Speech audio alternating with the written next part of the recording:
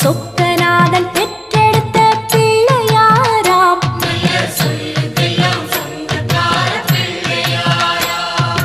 கைலாய மலைய விட்டு தெற்கே வந்தாராம்.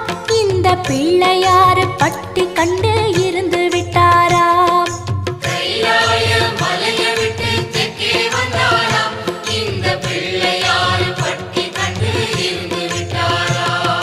கணபதியார் வந்தாரம்மா, நம்ம உறவாக நின்னாரம்மா.